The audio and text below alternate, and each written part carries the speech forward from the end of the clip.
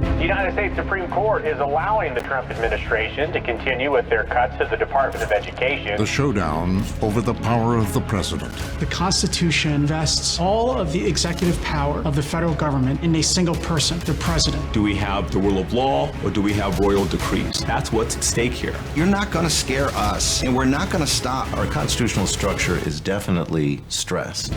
Now on Frontline, Trump's power and the rule of law.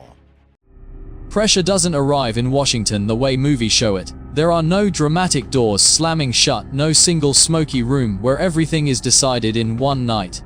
Instead, power moves quietly, patiently, almost invisibly. It moves through memos, phone calls, favors owed, favors promised, and decisions framed as the only realistic option. And by the time the public notices a policy has changed, the real decision was made weeks, months, sometimes years earlier. This is Power and Fame Files, and today we're pulling back the curtain on how political decisions are really made in Washington.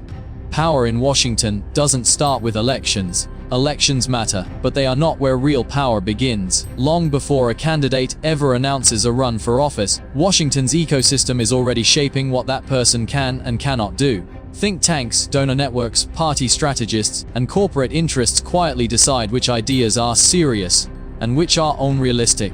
By the time voters hear campaign promises, those promises have already passed through invisible filters. Candidates quickly learn which positions unlock funding and media access, and which ones shut doors instantly.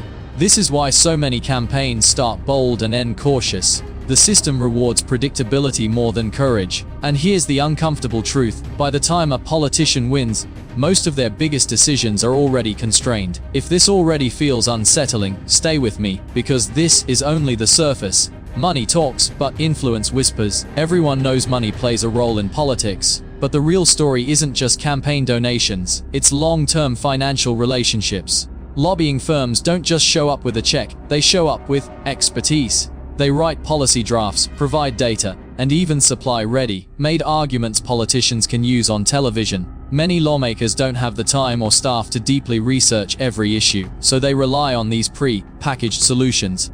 The genius of this system is that it doesn't look like corruption, it looks like efficiency. And when a bill passes that heavily favors one industry, it's rarely because someone was bribed. It's because the industry framed the problem, defined the options, and quietly narrowed the choices.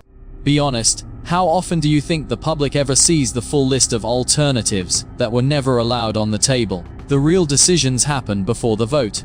By the time a bill reaches the floor of Congress, the outcome is often already decided. The real battles happen in committees, subcommittees, and private negotiations most Americans never watch. This is where language is softened, loopholes are inserted, and controversial elements are disguised behind technical terms. Lawmakers trade support: your vote on my bill, my silence on yours. These deals rarely make headlines because they're not dramatic enough. But this is where power truly operates. Public debates are often theater, designed to signal values to voters, while the actual decision-making has already concluded behind closed doors. If you've ever wondered why so many political fights feel staged, this is why. Bureaucracy is more powerful than any president. Presidents come and go, but the bureaucracy remains. Thousands of career officials run federal agencies, draft regulations, and interpret laws. These people are rarely elected, yet they shape how policies are actually enforced. A president can sign an executive order, but how it's implemented depends on bureaucrats who may quietly walk it, reinterpret it, or bury it under procedural complexity. This isn't always malicious. Sometimes it's institutional caution. But the result is the same: change moves at the speed the system allows. This is why dramatic campaign promises often dissolve into incremental adjustments. And here's a question worth thinking about: who really governs a country when the people in charge never leave? Media shapes what is possible. Washington pays close attention to media narratives, not because politicians fear criticism, but because media defines public boundaries. If an idea is framed as radical or unrealistic, it becomes politically toxic overnight. Lawmakers track headlines, trending topics, and donor reactions constantly. Decisions are often less about what is right and more about what can survive a news cycle. This creates a feedback loop. Politicians shape media talking points, and media pressure shapes political behavior. Over time, this narrows public imagination. Policies that once seemed unthinkable slowly become normal, while others disappear entirely. Let me ask you something. When was the last time you heard a genuinely new idea debated seriously on prime time news? Foreign policy is decided far from public view. Foreign policy is one of the least democratic areas of Washington decision-making. Intelligence briefings, classified reports, and closed-door meetings dominate the process. The public often hears about decisions only after they're already in motion. Military actions are framed as necessities, sanctions as unavoidable, alliances as permanent. Rarely are alternative paths openly discussed. This secrecy is justified in the name of national security, but it also removes accountability. When decisions go wrong, responsibility is diluted across agencies and administrations, and by the time the consequences are visible, the architects of those decisions have often moved on to private sector roles.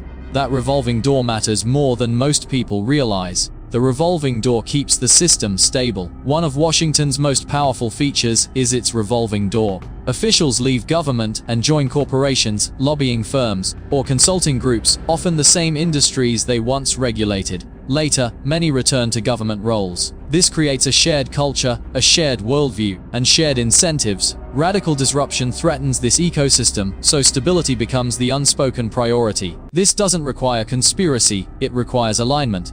When everyone in the room expects to work together again in the future, decisions naturally favor continuity over transformation.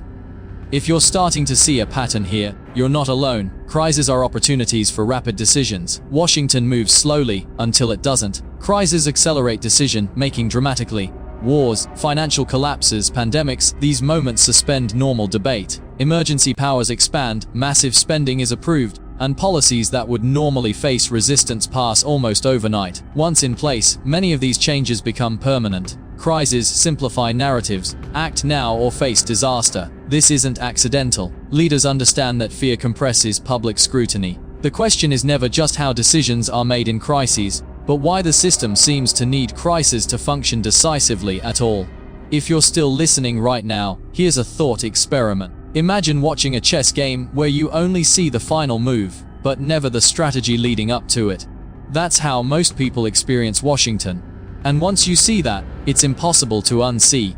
Public opinion is managed, not followed. Politicians often say they're responding to the will of the people, but more often, they're shaping it. Polls are tested, messages refined, language adjusted until resistance softens. Policies aren't just passed, they're sold. The goal isn't to convince everyone, just enough people to avoid backlash. Over time, repetition turns controversial ideas into accepted norms. This is why slogans matter more than substance. Once the public adopts the language, the battle is already halfway won. Ask yourself, how many political beliefs feel like your own, and how many were introduced to you slowly, over time? Gridlock is sometimes intentional. Not all dysfunction in Washington is accidental. Gridlock can be useful. When nothing changes, powerful interests remain protected. Blame is shifted, responsibility blurred, and voters grow frustrated with the system, rather than specific actors. Meanwhile, behind the scenes, small but meaningful adjustments continue quietly. This creates the illusion of chaos while preserving control. It's a strange paradox. Washington looks broken, yet it functions remarkably well for those who understand how to use it. Moral language masks strategic decisions.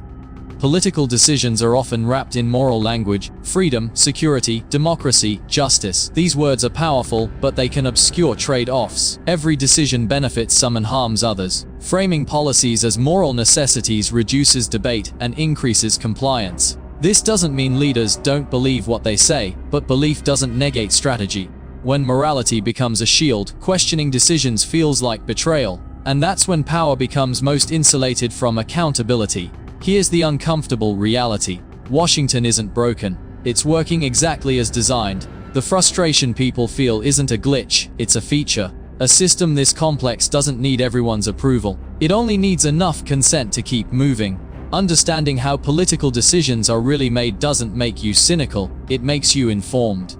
Once you see the machinery, the headlines read differently, speeches sound different, promises feel different, and that awareness is powerful, because power thrives on ignorance, not knowledge. This has been Power and Fame Files, where we don't just follow influence, we expose how it actually works. And the next time Washington announces a surprising decision, remember this: the surprise was never for them. It was always for us.